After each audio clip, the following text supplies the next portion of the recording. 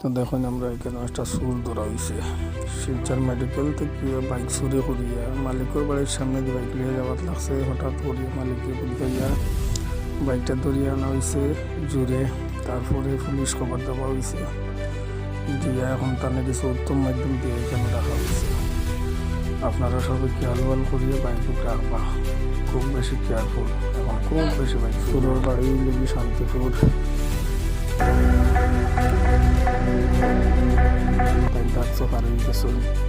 আপনারা সবাই একটু খেয়ালে বাইক রাখবা। যে অবস্থা শুরু হয়েছে তাই আরও কিছু দুই একটা ঘটনা করছেন, আপনারা সব কিছু কেয়ারফুল থাকবা।